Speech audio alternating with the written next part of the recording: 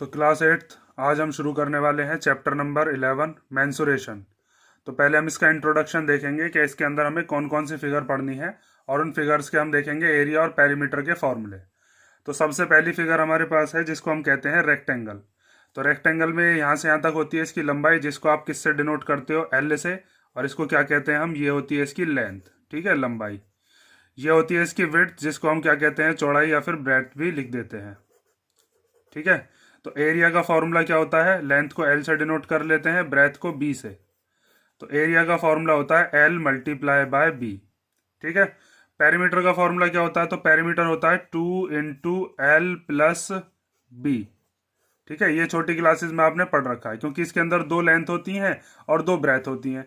तो हम क्या करते हैं, 2 बार लेंथ और 2 बार ब्रेथ को प्लस करने की बजाय ये वाला फॉर्मूला लगा देते हैं। ये फॉर्मूला भी हमको पेरीमीटर ही बताता है। सम ऑफ ऑल साइड भी अगर हम लगाते तो भी हमारा पेरीमीटर आ जाता। ये उसी से ही बना हुआ फॉर्मूला है। अब हम देखते हैं स्क्वायर क्या होता है। तो स्क्वायर होता है जिसकी चारों साइड इक्वल होती हैं। इसके अंदर क्या होता है, ये वाली साइड इसके इक्वल होती है और ये वाली साइड इसके equal, means opposite side equal होती हैं। स्क्वायर के अंदर चारों साइड इक्वल होती हैं, ये और ये, मीन्स इसकी चारों साइड इक्वल होती हैं। और हर एक एंगल कितने डिग्री का होता है, 90 डिग्री। ये भी एंगल 90 डिग्री का, यहाँ पर भी 90 डिग्री, इधर भी 90 डिग्री और यहाँ भी 90 डिग्री।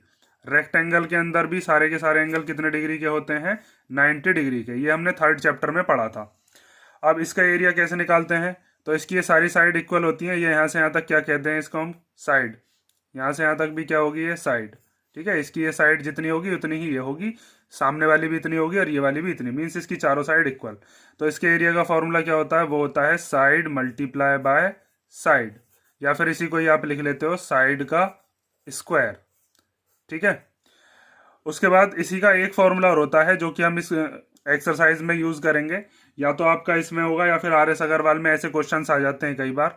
उसके अंदर हम क्या करते हैं, 1/2 मल्टीप्लाई बाय डायगनल का स्क्वायर, डायगनल का स्क्वायर, ठीक है। डायगनल क्या होती है, अगर मैं इसको यहाँ से यहाँ तक ज्वाइन कर दिया जाए, ये वाली जो लाइन है अगर इसको ऐसे करके ज्वाइन कर दिया गया, तो जितनी ये डायगनल होगी उतनी ही ये वाली डायगनल होगी।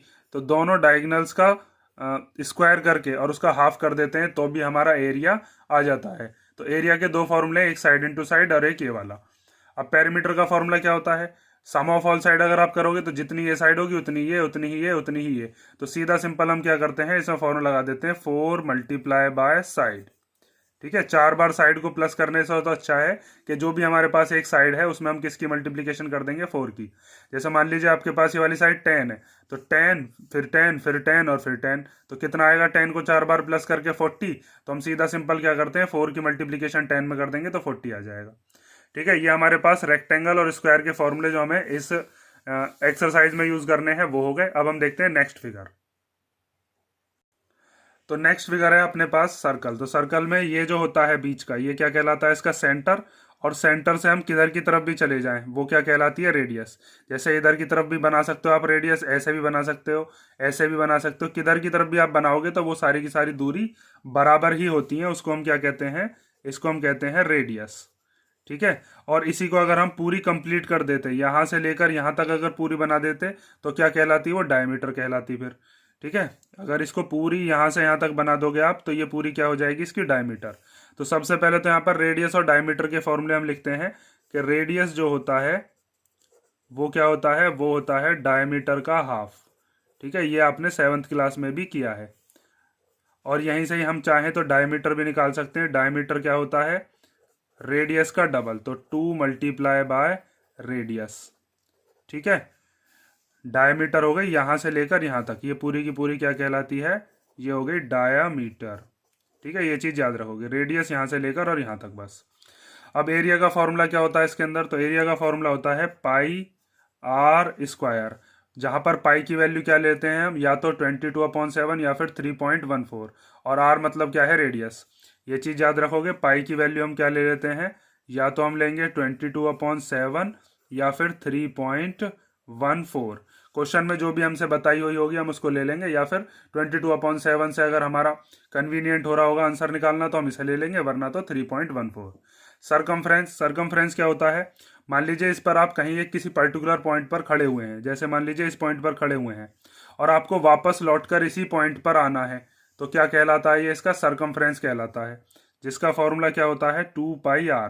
ठीक है, अगर मान लीजिए जैसे यहाँ पर ये जो चीज़ मैंने बताई थी पेरीमीटर, पेरीमीटर का मतलब भी यही होता है। अगर मान लीजिए जैसे आप इस पॉइंट पर खड़े हैं और आपको इसी पॉइंट पर वापस लौट कर आना है, तो आप ऐसे जाओगे, पहले एक लेंथ, फिर ब्रेथ जाओगे, फिर ये वाली लेंथ जाएंगे, फिर ये वाली ब्रेथ जाएंगे। तो पेरीमीटर जो होता है इसके अंदर हम क्या करते हैं, पूरी की पूरी बाउंड्री घूम कर आते हैं। तो जब भी बाउंड्री के बारे में बात होगी तो वहां पर हम क्या निकालेंगे, पेरीमीटर निकालेंगे।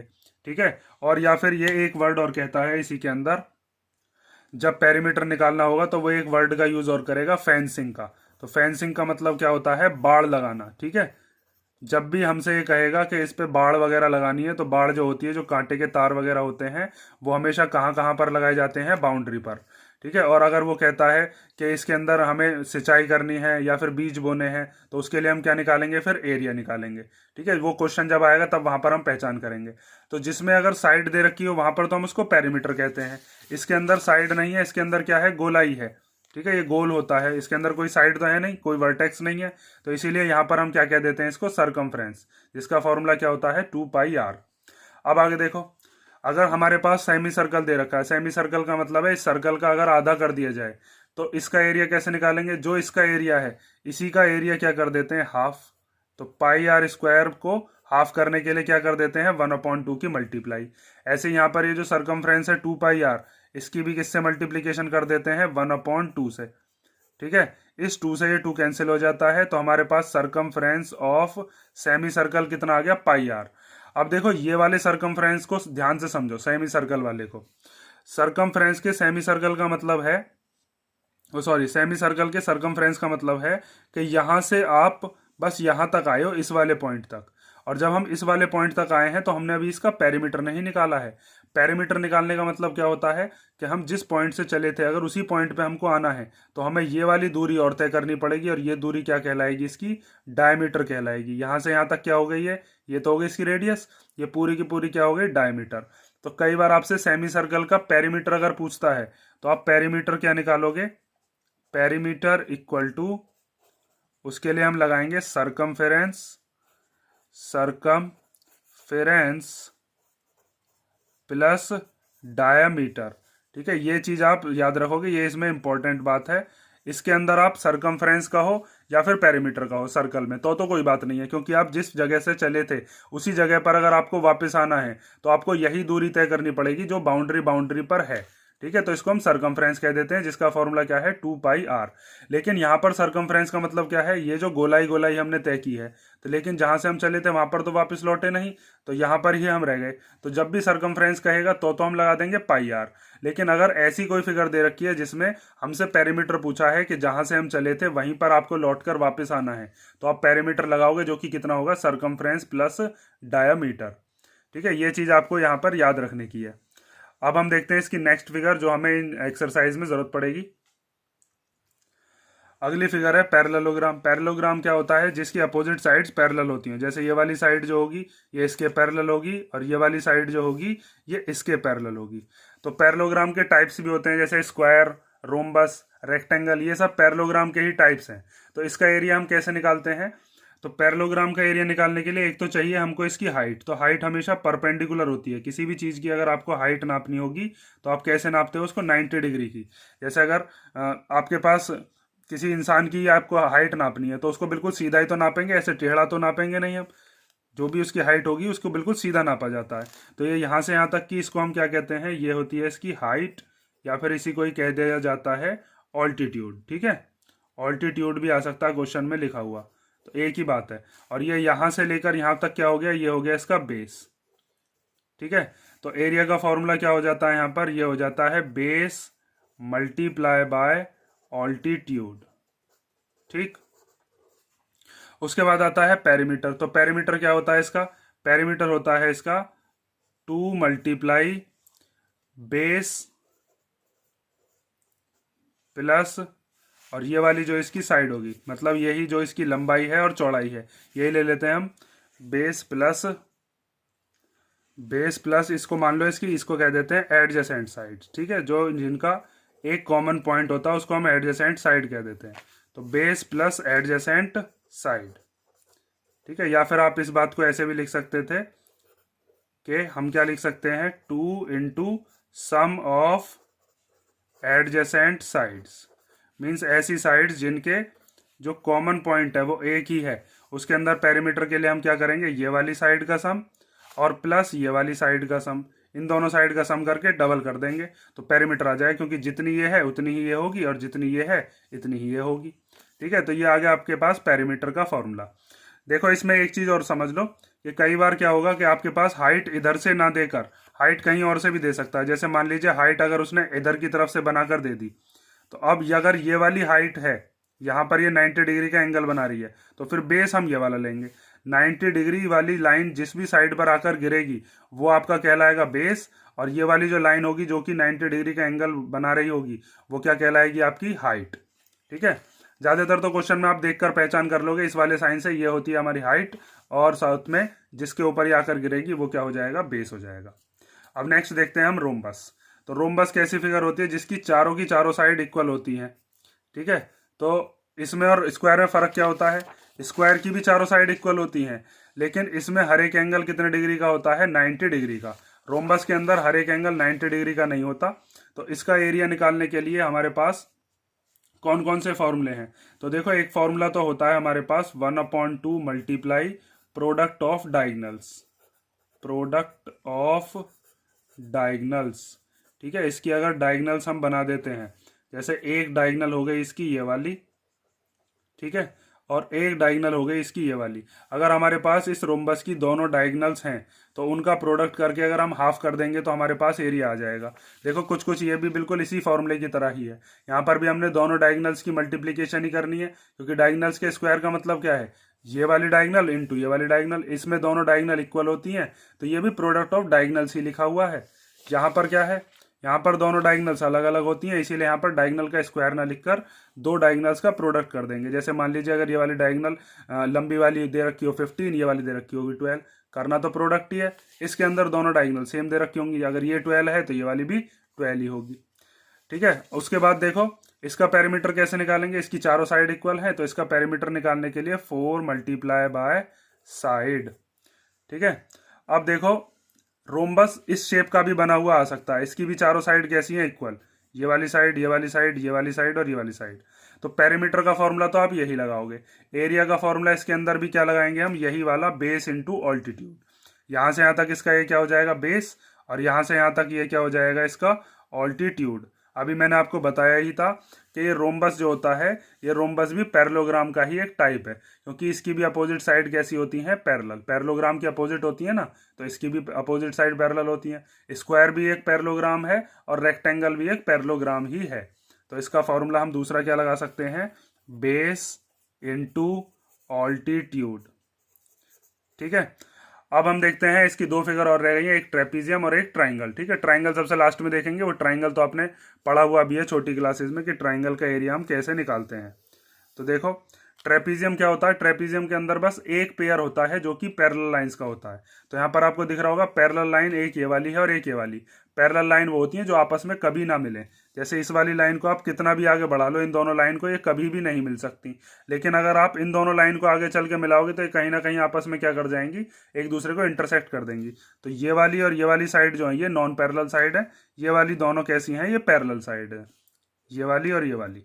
तो हम क्या काम करते हैं, इसका एरिया निकालने के लिए फॉर्मूला होता है 1/2 multiply sum of parallel sides. ठीक है, ये पैरेलल का साइन है, पैरेलल साइड्स, और इनटू परपेंडिकुलर डिस्टेंस, या फिर उसी को हम क्या कह देते हैं, उसी को हम कह देते हैं हाइट।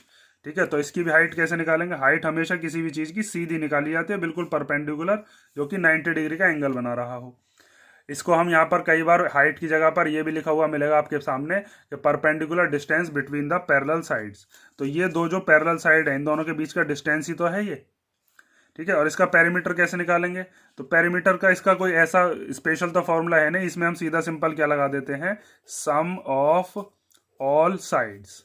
ठीक है, ये वाला जो फॉर्मूला होता है ना, सम ऑफ ऑल साइड, ये सब में लग जाता है। लेकिन अब जैसे यहाँ पर 4 इंटू साइड क्यों लगा रहे थे, क्योंकि चारों साइड इक्वल हैं, तो चारों साइडों को प्लस करने की बजाय हम क्या कर देते हैं, वो सॉरी क्या फॉर्मूला लगा देते हैं, 4 इंटू साइड। तो ये आपके पास ट्रेपीजियम हो गया। अब हम लास्ट फिगर देखते हैं, ट्राइंगल। तो ट्राइंगल ऐसा होता है, इसकी ट्राइंगल की ये जो नीचे वाली साइड है जिसके ऊपर 90 डिग्री का एंगल बन रहा हो, मैंने भी बताया था 90 डिग्री का एंगल जहाँ भी बन रहा होता है जिस साइड के ऊपर, वो क्या कहलाता है, वो हो गया उसका बेस। ठीक है, ये वाली साइड क्या हो गई, इसको हम कह देते हैं, ये हो गई इसकी हाइट, क्योंकि हाइट हमेशा 90 डिग्री का एंगल बनाती है। तो ट्राइंगल का एरिया क्या हो जाता है, 1/2 इंटू बेस इंटू हाइट। ठीक है, असल में ये वाला जो फॉर्मूला है ये आपका किससे बना है, पैरेललोग्राम से ही बना है। देखो आपके पास ये जो पैरेललोग्राम है, अगर इस पैरेललोग्राम को आप यहाँ से बीच में से कट कर देते हो, ठीक है, देखो अगर आप इस ट्राइंगल को यहाँ से बीच में से कट कर देते हो ऐसे करके, तो जब आप ट्राइंगल को कट करोगे तो ये वाला जो हिस्सा आपके पास आएगा, ये वाला हिस्सा क्या होगा, ये एक ट्राइंगल ही तो होगा, और ट्राइंगल का फॉर्मूला क्या हो जाएगा, 1/2 बेस इंटू हाइट। ट्राइंगल जो है वो पूरे के पूरे पैरेललोग्राम का आधा होता है, इसीलिए इसमें क्या आ जाता है, 1/2 आ जाता है। आगे देखो चलो, ट्राइंगल का पेरीमीटर क्या होगा। तो ट्राइंगल हमारे पास डिफरेंट डिफरेंट टाइप्स के होते हैं, इक्विलेटरल ट्राइंगल, आइसोसेलेस ट्राइंगल। तो ऐसा कोई स्पेशल अलग से फॉर्मूला नहीं होता, हम सिंपल एक ही फॉर्मूला लगा देते हैं, सम ऑफ ऑल साइड्स। लेकिन इक्विलेटरल ट्राइंगल का भी आप समझ लो, सम ऑफ ऑल साइड्स। ठीक है, अगर हमारे पास ऐसा ट्राइंगल दे रखा है जिसकी तीनों साइड इक्वल है, मान लीजिए ये ट्राइंगल है और इस ट्राइंगल की ये वाली साइड, ये वाली साइड और ये वाली साइड तीनों की तीनों इक्वल है, अगर ये भी 10 है, ये भी 10 है, ये भी 10 है, तो या तो तीनों को प्लस कर लो, 10 10 10 कितना हो जाएगा, 30, या फिर इसी का ही पेरीमीटर हम क्या लगा देते हैं, perimeter equal to 3 multiply by side. ठीक है, आप ये भी यूज़ कर सकते हो सम ऑफ ऑल साइड, उससे कोई फर्क नहीं पड़ेगा। लेकिन अगर आपके पास इक्विलेटरल ट्राइंगल है तो आप ये भी फॉर्मूला लगा सकते हो, इक्विलेटरल ट्राइंगल। इक्विलेटरल ट्राइंगल के एरिया का भी फॉर्मूला होता है, लेकिन उसको हम अगली क्लासेस में पढ़ेंगे। एक हीरोन्स फॉर्मूला होता है, वो चीज़ें हमारी 9th क्लास के अंदर आएंगी। तो आपके ये फॉर्मूले हो गए, इन फॉर्मूले के ऊपर ही बेस्ड हमें सारे के सारे क्वेश्चंस करने हैं अपनी एक्सरसाइज 11.1 में। तो इनको ध्यान से कर लेना, और अब हम एक्सरसाइज करेंगे नेक्स्ट वीडियो में।